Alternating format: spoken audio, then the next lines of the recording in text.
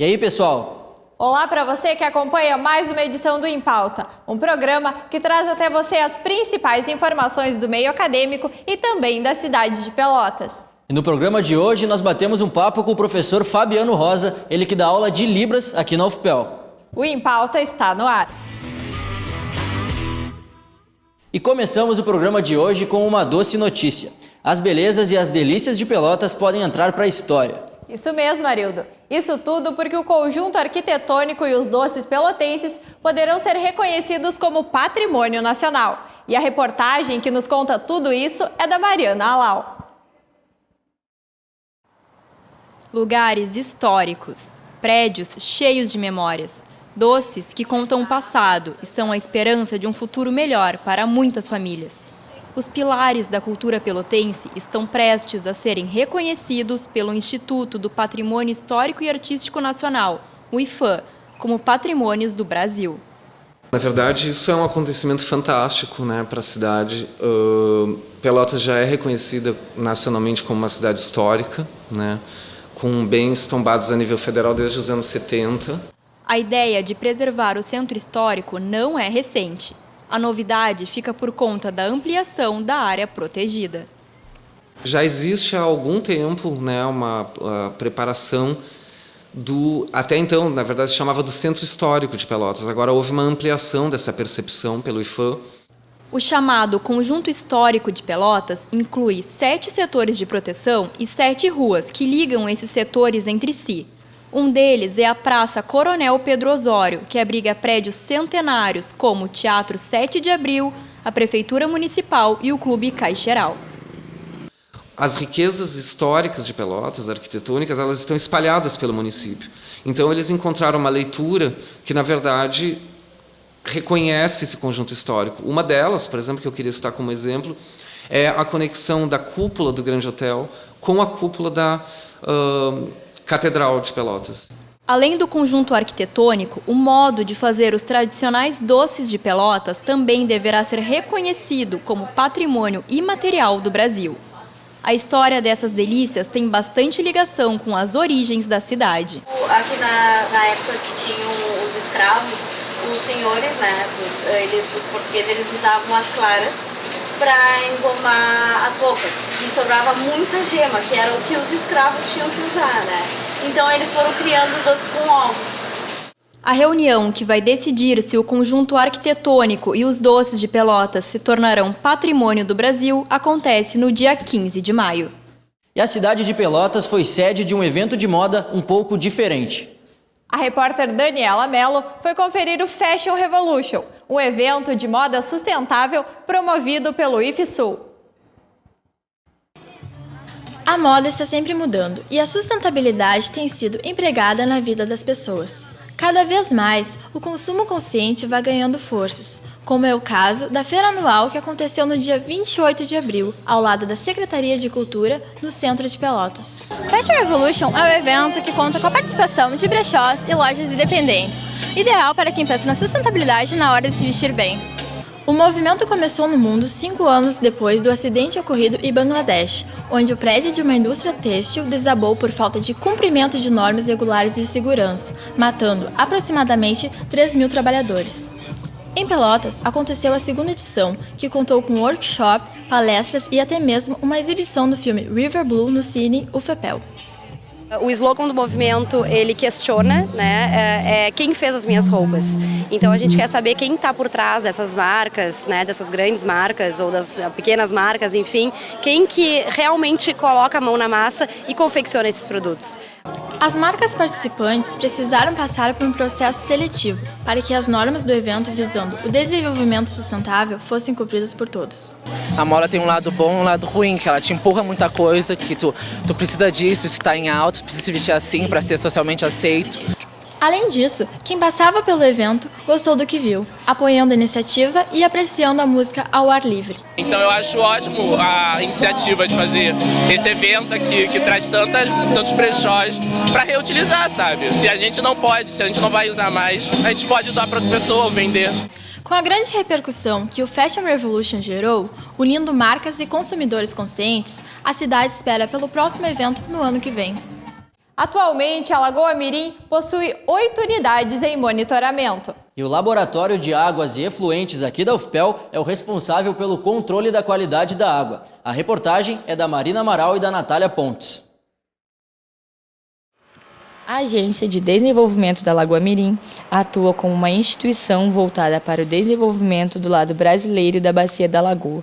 O Laboratório de Águas e Efluentes realiza análises e monitoramentos da qualidade de diversos tipos de água e efluentes industriais. A agência é responsável por vários projetos. Dentre os projetos dos mais importantes é o projeto de monitoramento da qualidade de água e monitoramento de dados hidrológicos que dizem respeito à Bacia Mirim-São Gonçalo. A Bacia Mirim-São Gonçalo é uma bacia transfronteiriça. Então, a agência da Lagoa Mirim cabe a ela as ações em relação à parte brasileira da bacia. O monitoramento da qualidade da água é realizado mensalmente. Atualmente, são monitorados 8 pontos amostrais na Lagoa Mirim e em 4 afluentes importantes, ajudando principalmente no desenvolvimento de pequenos produtores rurais. Quanto ao monitoramento, nós analisamos alguns parâmetros de água mensalmente na Lagoa Mirim e em alguns afluentes dela também. Os dados são principalmente os que compreendem o IQA, que é o Índice de Qualidade de Água. E eles também estão disponíveis na página da agência. A preocupação com a saúde, um melhor controle da eficiência de estações de tratamento e da qualidade dos processos produtivos são alguns dos motivos do projeto, que atendem diversos tipos de segmentos, como postos de saúde, prefeituras, núcleos residenciais, hospitais e escolas. O Teatro 7 de Abril é patrimônio da história pelotense, mas infelizmente está com essas atividades paradas devido a problemas na infraestrutura. A repórter Camila Pergentino é quem nos traz mais informações sobre esse assunto. O 7 de abril é palco de heranças ricas para a história brasileira. Com o nome homenageando a data em que o imperador Dom Pedro I deixa o trono para o seu filho Dom Pedro II, foi o local de diversas manifestações culturais em seus 174 anos de funcionamento. Aqui já foi o sinônimo de lugar para se ir bem vestido e apreciar espetáculos de música, dança, recitais de poesia e outros entretenimentos. Hoje, para vir ao teatro, é necessário o uso de proteção. A cultura transmitida pelo teatro público parou de ser apresentada em 2013 por problemas na estrutura do prédio que tem mais de 200 anos. Isso prejudica os alunos do curso de artes da Universidade Federal de Pelotas, que precisam de um espaço público para suas apresentações. De modo que o nosso curso ele também não tem grandes estruturas e eu acredito que o teatro ele podia ter, o 7 de abril podia ter parcerias com a UFPEL e a gente está desenvolvendo atividades também aqui. Além disso, os estudantes afirmam que um teatro público faz falta para a comunidade artística pelotense. Acho de fundamental importância nós termos um teatro público aberto à comunidade, né? Não só teatros privados que acabam tendo uma produção artística mais elitista, né? A prefeita da cidade, Paula Mascarenhas, conta que há planos para que o local comece a ter atividades em breve. Mas a minha expectativa, desde que eu assumi o mandato aqui, é de que a gente possa entregar o 7 de abril ainda dentro do meu mandato. Quer dizer, em 2020 a gente poder reabrir as portas desse teatro histórico, né, como um presente para a cidade, vai ser uma grande satisfação para mim. E para os estudantes da UFPEL, a ideia é que o funcionamento continue como antes do fechamento. Tenho certeza de que o 7 de abril vai ser um espaço também muito bem aproveitado, né, então não só pelo teatro, mas pela música, enfim, né, pelas artes em geral, porque realmente ele é muito qualificado. O Centro de Integração do Mercosul precisa de atenção da comunidade. Os cursos de Relações Internacionais, Hotelaria e também de Gestão Ambiental reivindicam melhorias no prédio. E a reportagem é da Vitória Leitsky. Goteiras, infiltrações, telhas caindo e madeiras em decomposição. É com esses problemas estruturais que os prédios Mercosul, Grande Hotel e Liceu Maciel recebem os cursos do Centro de Integração do Mercosul. Vinculados ao centro, os cursos de Relações Internacionais, Gestão Ambiental e Hotelaria, junto à reitoria da UFPEL, pedem ajuda ao Instituto do Patrimônio Histórico e Artístico Nacional para a reestruturação dos prédios, que também fazem parte do centro histórico da cidade. Já imaginou você ou seu filho tendo aula num prédio com 3 andares interditados? Pois essa é a realidade dos alunos do curso de hotelaria, que há 6 anos esperam a verba do IFAM para a reforma do prédio. O curso de hotelaria da UFPEL foi criado em 2012, já com a proposta de se ter um hotel-escola. Para isso, foi feito o pedido para a prefeitura deste prédio, do Grande Hotel, para ser doado para o curso de hotelaria, para a UFPEL, feita a reforma e que fosse transformado em um hotel-escola. Em 2013, o IFAM destinou R$ 8 milhões para a reforma do Grande Hotel, com recursos do Parque Cidades. Com a infraestrutura ainda com problemas, impedindo a implementação do projeto, o Centro de Integração pede colaboração do governo federal para que as obras possam ser iniciadas. Quando chegou a nova administração, abraçou o projeto e conseguiu, de fato, até dezembro, atualizar as verbas. Precisa muito mobilização em nível aqui regional, em nível local e em nível nacional. Por esse empenho dos nossos políticos, da sociedade aqui é muito importante. Os prédios do Mercosul e do Liceu Maciel, a reitoria pretende, a partir do 2º semestre de 2018, dar manutenção para aberturas, tetos, telhados e rede elétrica que estão comprometidos. Enquanto isso, professores e alunos aguardam para ter aulas em lugares adequados e preservados. Então é uma situação séria, né? E essa situação séria merece o esforço não só da Universidade Federal de Pelotas, como de toda a comunidade pelotense que preza pelo seu patrimônio histórico e artístico. E as palestras organizadas pelo Centro Acadêmico Patrícia Galvão chegaram ao fim. E o escolhido para fechar esse evento foi o editor-chefe da Zero Hora, Nilson Vargas. A repórter Jaqueline Lamego foi até lá contar essa história pra gente. Todos os olhos voltados para ele, Nilson Vargas, o palestrante da noite. Ele foi o escolhido para encerrar o ciclo de palestras do CLC, falando um pouco mais sobre a rotina, sendo uma das figuras mais importantes no jornalismo local. Ser editor-chefe de um jornal como a Zero Hora tem vários efeitos para mim, assim, porque afinal de contas é a profissão que eu escolhi, ser jornalista é algo que eu sempre quis ser. Então, assim, é uma mistura de sentimentos, de alegria, de realização profissional e de um sentimento de muita responsabilidade.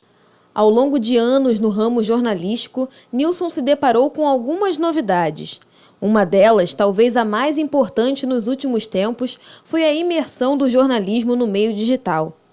Em grande parte da palestra, ele contou os desafios e as vantagens de andar lado a lado com a tecnologia no trabalho.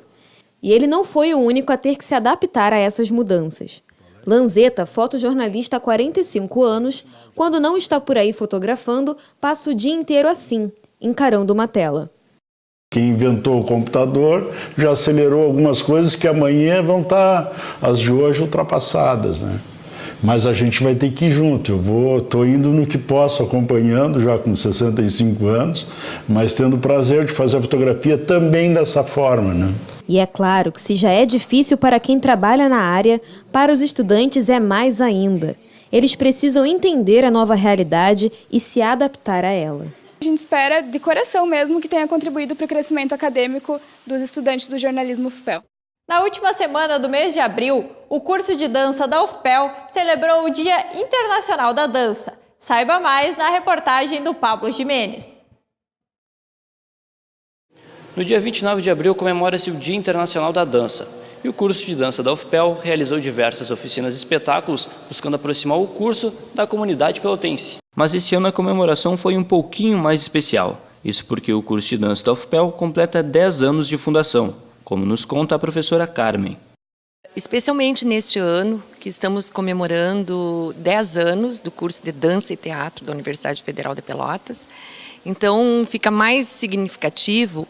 E o Dia Internacional da Dança é celebrado mundialmente no dia 29 de abril, onde se comemora a data de aniversário de Nouvert, que foi um grande teórico, um grande propagador da dança. Durante a semana, a comunidade pelotense teve acesso a aulas abertas, oficinas e espetáculos como a Galeria, formado pelo Baila Cassino, um grupo pra lá de charmoso coordenado pela professora Daniela. Ele é baseado numa relação com as artes visuais, então em quadros de pintores famosos. É um ensaio aberto, ele ainda não é uma apresentação pronta, finalizada, embora ele esteja já em fase de conclusão, mas a gente decidiu abrir, a gente gosta às vezes de fazer isso, porque é uma maneira de interagir com o público e trazer um pouco da opinião do público, né, para dentro do espetáculo. Durante as oficinas, os participantes interagem quanto ao tema da aula e aprendem a importância de praticar alguns exercícios físicos antes de partir para os passos de dança, assim como na oficina de K-pop, ministrada pela estudante de dança Tainara. Convido todo mundo a participar. Vão ser todas as quartas-feiras, das 10 ao meio-dia. Nós vamos trabalhar um pouco de técnica, mas também é uma aula bem brincada. Então, a gente conversa um pouco sobre a cultura coreana, a gente fala um pouco sobre os nomes do K-pop, os grupos, um pouco sobre a gente também. Então, é uma coisa para ser bem curtida. É para quem gosta do K-pop e quem gosta de pessoas que gostam de K-pop. O papel da mulher negra na sociedade foi discutido na aula inaugural da Faculdade de Educação. Quem traz essa história para nós é a repórter Anarelli Martinez. A importância da mudança de olhar sobre a igualdade em uma sociedade machista e eurocêntrica foi abordada por Mariela Medeiros, na aula inaugural da Faculdade de Educação da Universidade Federal de Pelotas, que ocorreu no final de abril. O evento teve como tema Mulheres Negras e Negras Mulheres, histórias, saberes, dores e sabores.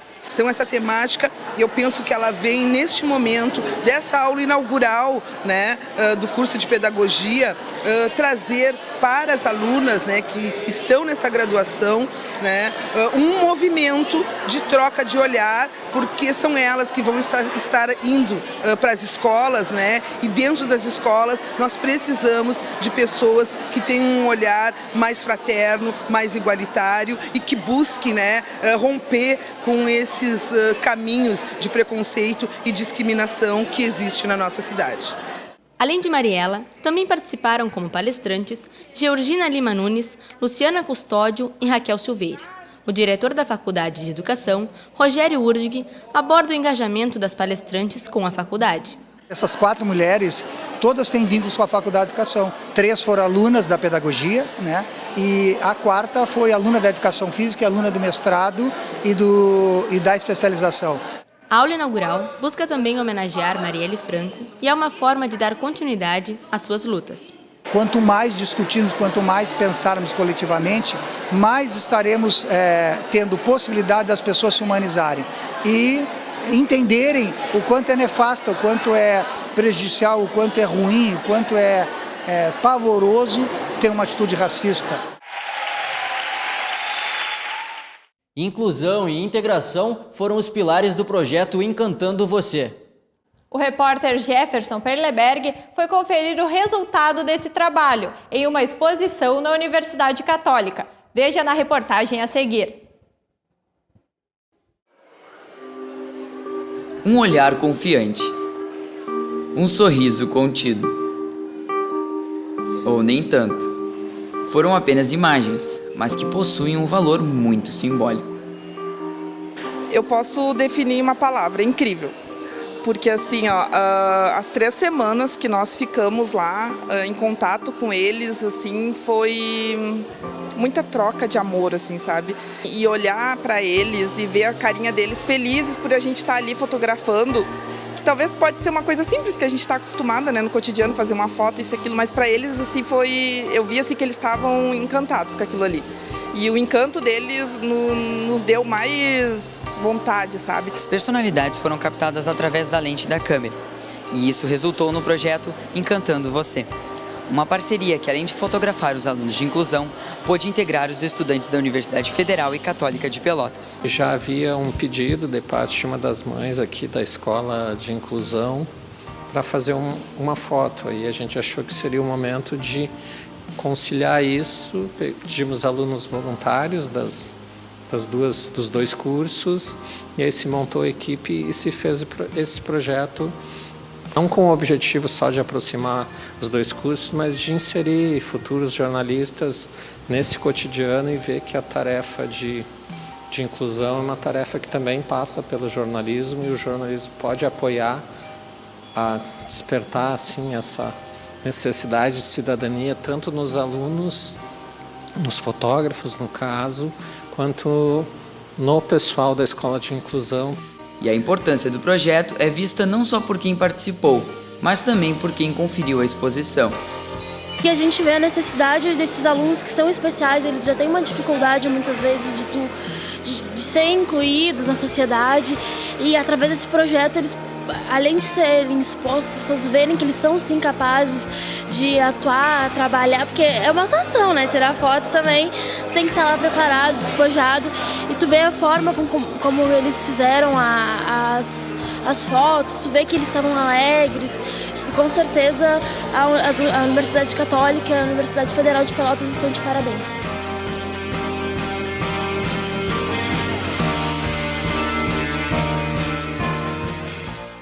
E os alunos da UFPEL contam com um novo local de alimentação. Agora, o restaurante universitário passa a ter sede na Rua Santa Cruz. Nos últimos meses, a universidade tem realizado diversas ações para planejar e efetivar processos licitatórios com pretensão à terceirização da alimentação dos acadêmicos, realidade em muitas universidades do Brasil. A empresa vencedora da licitação assinou o contrato com a universidade e, recentemente, definiu o local da nova unidade do RU.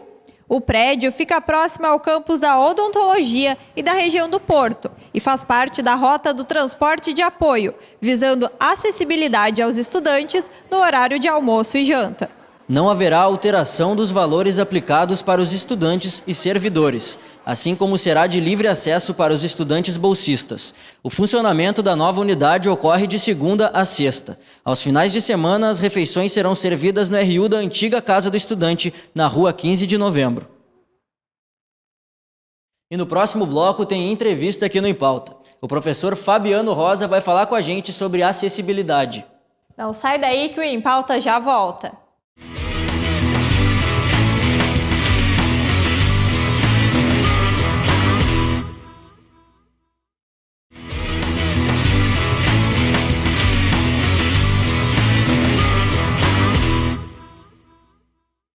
E o Em Pauta está de volta. E como vocês perceberam, nessa edição nós implantamos legendas ao nosso programa. Tudo isso visando a acessibilidade. E hoje aqui conosco no estúdio o professor Fabiano Rosa, ele que é professor de Libras aqui na Universidade Federal de Pelotas, e junto dele está a sua intérprete, Josiane. Então, Fabiano, qual é a importância de implantarmos essa acessibilidade no telejornalismo e também na televisão? É muito importante o uso de intérpretes de Libras, ter acessibilidade nas mídias televisivas, nos jornais, porque já tivemos legenda e alguns locais utilizam a janela do intérprete, mas as legendas são mais frequentes em filmes, novelas, mas as pessoas surdas, quando precisam das informações mais importantes nos jornais, não têm esse acesso. Saber o que aconteceu, o jornal que vai passar todas essas informações, os problemas mundiais, na política, todas essas informações que nós não ficamos sabendo. Através da língua de sinais, existem surdos, existem deficientes auditivos e pessoas com perdas de audição. Estas últimas, as pessoas com perdas de audição e deficientes auditivos, utilizam a legenda. Já para nós, ficaria mais claro o uso de intérpretes de Libras. Nós vimos isso acontecer nas eleições, Tínhamos legenda e tínhamos os intérpretes de Libras. Mas na mídia televisiva em geral, a gente vê mais as legendas, mas os surdos ficam perdendo das informações que não estão em língua de sinais. E professor, qual a importância dessa acessibilidade dentro da universidade para os estudantes? Então, aqui na Universidade Federal de Pelotas, nós temos 3 pessoas estudando na graduação, 5 pessoas na pós-graduação e 4 professores surdos. Todas as pessoas que eu citei são surdas que frequentam a universidade. Então, nós aqui também temos acesso, por exemplo, ao que acontece aqui dentro, tudo, através dos intérpretes de Libras. E no jornalismo da UFPEL, como é um órgão público, nós gostaríamos de ter essas informações através de uma acessibilidade, talvez, dos intérpretes de Libras, né, ter janelas de interpretação. Nós contamos com 9 intérpretes efetivos, mais 2 contratos temporários atualmente, e essas informações são muito importantes, né, para sabermos das novidades e tudo que acontece. Eu gostaria de saber, eu sou surdo e gostaria de saber, ter acesso ao telejornalismo da UFPEL também. Então, Fabiano, como é que funciona esse programa de acessibilidade dentro das instituições públicas?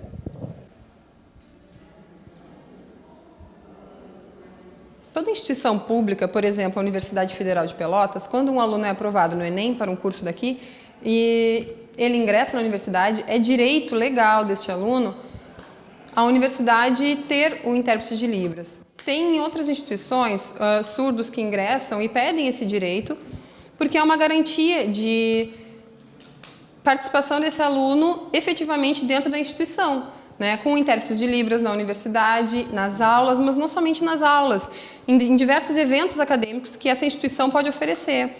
E por isso é principal as pessoas saberem que é direito deste ingressante surdo, este acadêmico, ter um intérprete de Libras para também ter as informações todas que acontecem dentro da universidade. Porque muitas vezes o surdo é prejudicado por não ter informações rotineiras da vida acadêmica. Por exemplo, quando um aluno é aprovado aqui no Enem, na UFPEL,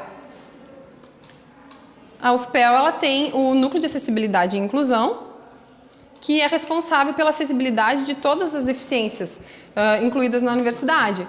Então, é responsabilidade deste setor organizar as tabelas de horários com os intérpretes para atender estes alunos. E também em outros locais, na esfera municipal, na Câmara de Vereadores, é direito dos surdos entrarem lá e saberem do que está acontecendo, assistirem os programas e saberem o que está acontecendo com a cidade. É direito desses alunos, é direito de todo cidadão, e o surdo é um cidadão. E a Libras é reconhecida como língua desse cidadão surdo, então ele tem que ter intérprete, de preferência uma dupla, né? 2 intérpretes para ele poder compreender melhor as aulas. E nós agradecemos a presença do professor Fabiano aqui no Em Pauta e da sua intérprete, a Josiane, mas infelizmente essa edição está chegando ao fim. E se você quiser rever o nosso programa, ele estará disponível nas nossas redes sociais. Muito obrigado pela sua presença aqui conosco mais uma semana e a gente se vê na próxima edição do Em Pauta. Até o próximo programa.